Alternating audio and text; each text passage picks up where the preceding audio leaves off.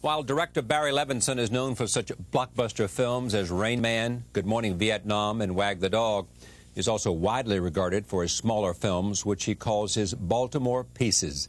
Since 1982, he has used his hometown for 3 critically acclaimed films: Diner, 10 Men, and Avalon. I'm annoying.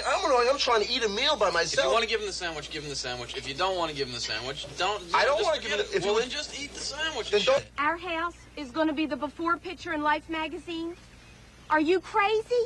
We keep Life magazine on our coffee table. Oh, can't my house be the after? No. Come on, we leave. They start bananas, we go. Every year you are late, Gabriel. We were hungry, the kids wanted to eat, we were ready, we couldn't wait. Levinson's latest film, Liberty Heights, is the 4th in that Baltimore series, and here is the trailer. Talking about it's Halloween. You are not leaving this house dressed as Adolf Hitler. What do you guys think? Might be a tad too much. It opens in New York and Los Angeles on November 17th. I'm pleased to have Barry Levinson here. I watch you watching that. Man, you just love it, don't you? You look at the Baltimore series, and it's. Well, it's pieces of time, but it's not a sort of a nostalgic journey for me. What is it for you? It's, in a sense, I guess each one I find what is relevant to me in terms of what goes on today and apply it to what went on yesterday. Okay, having said that, put Liberty in that perspective. Well, I think if you talk about today and in 1999 and you talk about hate crimes that still go on, you know, that if you talk about, you know, that someone could be beaten to death because they're gay, or someone could be dragged behind a pickup truck because they're black, or kids in preschool can be shot at because they're Jewish. So you talk about that can exist, that you would think that we would have put that past us. The fact that we're different, but we don't. We still struggle with all of that. And so that although we're dealing in 1954 and we deal with a lot of issues, race, religion, and class distinction, it still applies. But I take it back and, you know, closer to the 2 moments and times and incidents and apply it to yesterday. But your heart and soul is in this. Yes. More than any other thing. I mean, this is different from Sphere. This is different from Rain Man, even. I mean, this is home. This is... Well, it's more intimate. It's obviously closer because, I mean, so many of those things happened, you know, that I was part of or my friends were part of, or stories that we knew about. So, you know, it's deep in a place that you probably can't even articulate about. And it's interesting to revisit that in a way. So if I look at it here, like I don't watch Diner. I've not seen Diner or Tin Man or Avalon since I, you know, did the film. I don't. No, you smiled at Tin Man. And I got a kick out of, you know, a couple of those moments because I haven't revisited that. Yeah. The idea of 1954, the connection to all those issues. I mean, there were signs saying no coloreds, no dogs, no Jews. And then an interesting little dialogue about what comes first, right? Right. Where were you in 54? What were you doing? What were you going through? Well, in 54, this is a little bit, this would move me back because I was a little younger at that time, right. although I was around and saw those things. I mean, it seems inconceivable in 1954 there would have been a sign that said, you know, no Jews, you know, Jews, dogs, or coloreds allowed. Right. It seems absolutely inconceivable, but it was. And what happens is you didn't really kind of, it snuck up on you because you didn't know that, for instance, that you were not accepted in certain places. And I mean, the movie begins that as a kid, I thought the whole world was Jewish. Right. And then you find out that, you know, that some people are different, and then you realize that almost no one in the world is Jewish. And then you really are a minority. You know, there's this whole learning curve that you go through. So those experiences of crossing Falls Road in Baltimore were real. We went into other territories. We had met, you know, people that we had not been familiar with, and they were not familiar with us, which caused a lot of, you know, problems. Yeah. You may not want to acknowledge it, but I suspect you will. I mean, is the Baltimore series, do they all make money? Well, I think in the end they don't make a lot of money, but what they do is they ultimately, you know, pay the way for the studio, so they're not, you know, like they got an $80 million movie that doesn't work, because in order to do this film's cost is $20 million. Right. And I basically don't take a fee, you know, to get that down, and then you cut a lot of corners, and we shoot, I think, in, you know, 40-some days in order to accomplish all that. So that figure to, say, Warner Brothers is not that great that they can't recoup it with all of the different revenues. Okay, my point really was where I was going was, is this the price that you extract from them in order to agree to make their big movies? In some way, yes. I mean, look, the reality is it's a business, and you got to find ways to be able to function out there. So, in other words, I do certain movies, and then these other films are closer, and then if I can find a way to do it at that price, I can do that. And I've worked at Warner Brothers now for 4 different films, so it's always a little precarious if you can get a chance to make those movies. But I've been fortunate to put these little personal ones into that package. This is the first production of Baltimore Spring Productions? For Baltimore Spring, yeah. Yes. This is you and Paula's first time you yes. put your production companies together. Well, actually, it was on Analyze This was the first one, yeah, before this.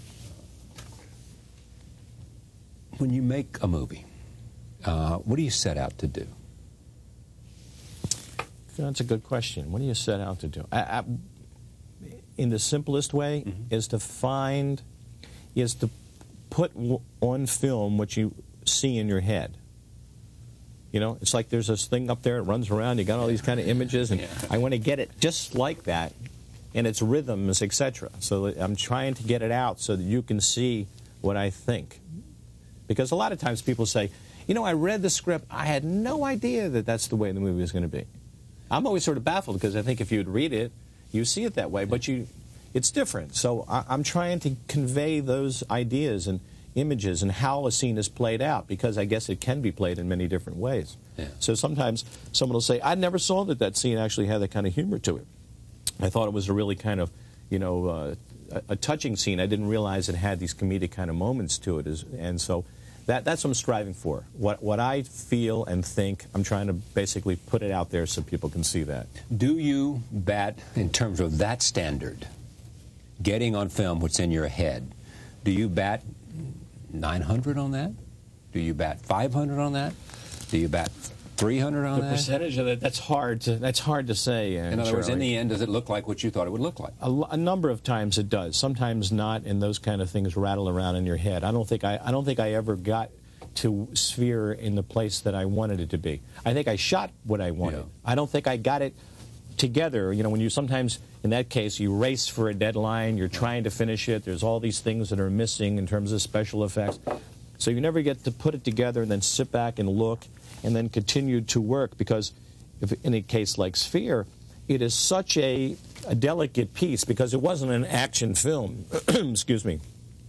It was much more of a psychological piece, a nightmare, a paranoia that permeates the piece. And you got to shift it and work with it. So if I use an example, I don't think it came out the other end as close as I would like it to be. How many other have you had like that? I mean, you'd like to redo Sphere, and you think because it'll bedevil you for the rest of your life. Yeah. At some point, you got to say to some studio, is that Warner? Who was that? Warner's. You got to say to Warner's, I want to redo this for some other kind of, you can re-release it to cable or something. I'd love that. Yeah, I'd like to do that. You would? Yeah, because it would be... why wouldn't they do it? I mean, how much cost is it? Barry Levinson's new Sphere. Why don't you talk to a couple of people about that? Okay. Well, speaking of that, is there much difference in Warner's now that it's no longer Daly and Semmel? Well, I mean, it's going through a huge transition, and I think probably all through the company. I mean, there are 2 guys that were there for years and years and had all of the way that they did business, so it's obviously going through a total readjustment. Are you okay with it? It's been fine so far. I mean, you're not going to leave them to go over to... They've been very supportive. They've been supportive of this. Well, why wouldn't they be, for God's sakes? But, I mean, they're also having to go in a place where they haven't worked. They have to sell a movie that is not a high concept, not a big movie star movie, and so they're going to have to use different tools than they've really used in the past, and they're trying to do that. But in a way, the independents have sold this type of movie. Yeah. Now the major studio is trying to say, all right, we want to be able to sell the movie that way as well, because we believe in this product, and we've got to find a way to do it. I mean, every studio should have a Miramax, too, shouldn't it? I mean, I think so. They really should. Yeah. I mean, and I assume Disney thinks that Touchstone, some of their division, well, they own Miramax, what I'm talking about. I mean, that everybody should have a place that does something different. Because also you're developing a lot of, different talent. I mean, there's a lot of very young people in this film, and you also want to be able to just carve a niche for, a certain audience. So everything is not going to just have to hit straight out. You've got great talent in there. You got Joe and you got Bibi and you got other people in there that are. But you've also got people. I mean, this is a Barry Levinson film. This is what it is, a Barry Levinson film. The star of this film is Barry Levinson. It's your story. Yeah. You film. You write. You wrote it. It sounds scary when you say that. I know. You wrote it, but you wrote it. Yes. Yeah, I mean, it's your film. It's your life, your story, your Baltimore, your whatever. Plus, take a look at this. Now, as you see this, America, take a look at this. Ben, played by Ben Foster, and his friends encounter a sign at the town pool that says, "No Jews allowed." We've sort of mentioned that, but this is a story in 1954. This is a point we're trying to make here, and it connects to some sense of intolerance that still exists in the land and violence that still exists in the land, as Barry referred to. Ben Foster had never appeared in a movie before this. So here's a young man that gets to make his first movie appearance in a movie by Barry Levinson. Roll tape. She's got to be wild. If she's doing that with a pack of cigarettes, she's got to be wild. Ben Foster. How'd you find him? Just, you know, when you're going to cast and you need young people, so, you know, he's supposed to be a high school kid in his last year, and actually he is. He graduated that summer. But you put out a sign almost and say, you know, kids 18, whatever, come through the door, and we just started to see the people. I mean, whether you had acting experience, no acting experience, didn't make any difference. You just come in, meet, talk. And so what'd you see in him? I thought he had this interesting quality that he was very credible, very believable, and had this kind of wonderful sense of humor about him. And he could say things that kept the spirit of some moments that were humorous, because some people do it and there's no humor to it. Right. And he had that, and he was just as genuine as can be. When he said it, you just believed everything he did. He was very natural. He delivered for you. Without question. So Ben, just fine, thank you very much.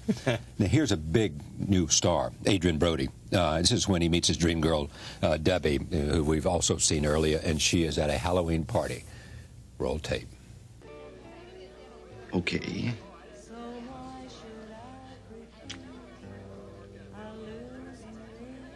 Is that it? How you doing? Carolyn Murphy ain't ever acted in a movie before. No, not She's at a big-time model. She hadn't acted, I don't think, she hadn't done anything in terms of that, period. I mean, she just came in and we met. But she had this kind of, sometimes you meet someone and you can sense that they have this commitment that they want to do it.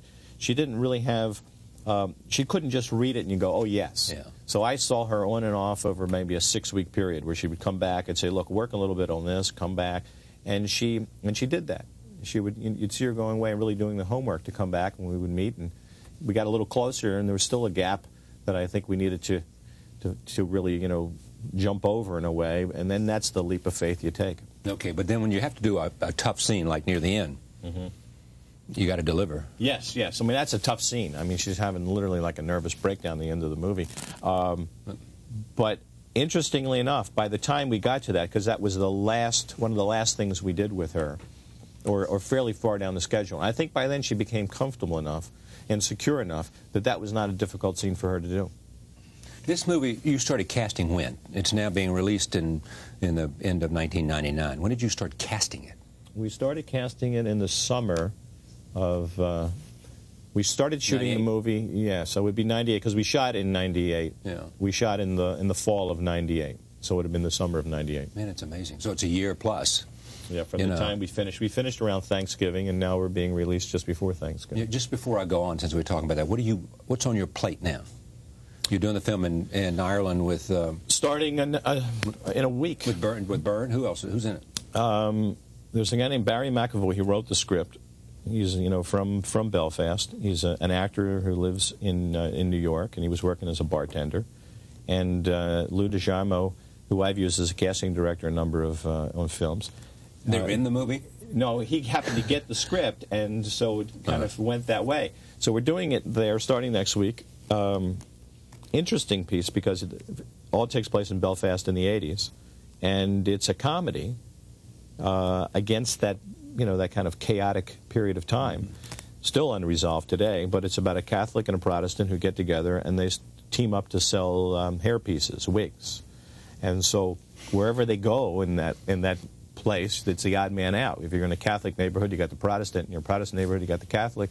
And it is a very funny piece, and I think it kind of shows, in some ways, the madness of what goes on. Yeah, you know. It's interesting. So it's a little film, and it's all Irish cast and crew. I'm like really the only American, and it's a very inexpensive film. You just returned from there. Yeah. Yeah. And so what else are you doing? At the same time, I think that'll basically be doing. That's it for now. I mean, this past summer I had the documentary which was about the 20th century, a piece that I did. Philip Johnson, who's here today. Yes. Can you tell the story, the ending of that? I mean, this says tons about a creative instinct. So Johnson is being interviewed. Let me take it. Okay. Johnson's being interviewed, and you're not there. And as they're interviewing him about how he sees the future, the camera breaks, but flutters. You know, the guy said, holy shit, we didn't finish. And all of a sudden, you go see it, and you say... Well, they told me about it. They said, you know, Philip Johnson was talking about the future and, you know, what's going to happen. And just when he was doing that, the camera jammed. And, you know, we don't all have it all on film. It's all gone crazy. I said, do we hear it? And he said, no, the audio tape is fine. I said, well, that sounds great. Let me take a look at that. And when we saw it, it was like the perfect ending for the show. Because here's a man who basically spanned the 20th century. 99 years old. And said, 90-something. You know, about the future, he starts to talk about it, and you see the camera doing that, and then it goes black, and you hear, like, the last line that he says in black. And that's the last line in the show. And it's perfect. It's perfect. Couldn't have done better if I'd said, let's do it that way. How did Analyze This do? Very well. Did good at the box office? Did very well. Yeah. Yeah, it was a $100 million plus film. Is that right? Yeah. Yeah. Why do you think that was? What was it? Well, I think it's, you know, it's just funny. It's just funny. And I think, you know, I think people know that good actors. Billy Crystal can be funny, but I think people saw, you know, De Niro, and, you know, who has this whole persona about him, you know, as a tough guy or whatever, and he delivers such huge laughs. I think it was shocking. Why don't you tell me why you think you need therapy? I don't need therapy. I just told you that. It's for my friend. I'm sorry. You didn't hear me say that? Yeah, I'm sorry. And so Billy and Bob worked so well together, I think that audiences really took to it. Tell me about De Niro as an actor. Well, you know what's interesting about him? He is, I think a lot of the great actors have it. They just sort of surprise you all the time. They just surprise you. You can do a take and you go, well, this is interesting. That's interesting. So you might come over and you say, let's do another. Let's just try, you know, and that's great. And then suddenly, you know, you do another take, and you look and you go, oh my God, that's better. It's in a whole other kind of place, and so simple. It shocks you and it thrills you at the same time. It's one of the things when as a director, you know, you're seeing moments happen there, and you know that those moments are very special, and you know that an audience can look at that and go, oh, that's incredible. That's where De Niro, you know, I thought he had a moment in Sleepers where he listened to one of the boys tell what had happened years ago, and all he does is listen, and it looks like his face is like collapsing as he listens, that he's so devastated, and we don't really hear what's being said. His face tells such an amazing story. And you can't explain those people. You can't explain those actors. I mean, it is a gift that none of us will ever know how you do it. They just have that ability, and he's one of those guys. But it was in your story. He would come over and say, yeah, it's... And he does that kind of thing. Yeah, right. He makes me, and he's very funny, too. So, because it's just sort of almost nonverbal. Yeah, yeah. And who would not go with it? Yeah. No one. No, you just trust, you know, there's great trust. And that's why what's so fun is because you're going to get the performance. You're not trying to get the credibility. That's not the issue. It is the shadings of that. Yeah. And the moments and the surprises that they can bring. That's where De Niro, I think, really excels. He's coming in here for a conversation on Saturday. I mean, I can't wait because he is so phenomenal. He's amazing. I think. You know. And now he's sort of opened up into areas that people haven't seen him. I mean, and he's analyze an entrepreneur. this. He's a production got head all of those things as well. But now you see him and analyze this, and he's very, very funny. And now they're seeing another side of De Niro. Yeah, there's no better American actor, is it? No better. He's extraordinary. And what's interesting, at this time of his life, he's like opening up another door, and the audience is now seeing another side, other qualities. He's not. He's done the other things. Now you say this guy is really like funny. So now I'm sure Hollywood said, "Oh, this is a funny role. I wonder if we can get De Niro." But they never would have mentioned. Never would have thought that before. There was a little bit of that in Wag the Dog. Yes, and he's exceptional in that, and in a very subtle, quiet manner, he delivers a wonderful kind of performance because he does these little things, like the scene on the airplane where he's got just those. You don't even see his eyes. He's got that sleeping mask, and he's talking about. That's great. I remember that. He delivers it. Yeah. Very humorous. Yeah. You ever wanted to act? No. I went to acting I don't mean school. the beginning. I mean now. You ever want to just go back and say, I could do this. I could nail this. Never. I mean, I've done it. No. But I don't, never. I mean, I was offered to do something last year. They said, we'll play this part in the movie. And what was the part?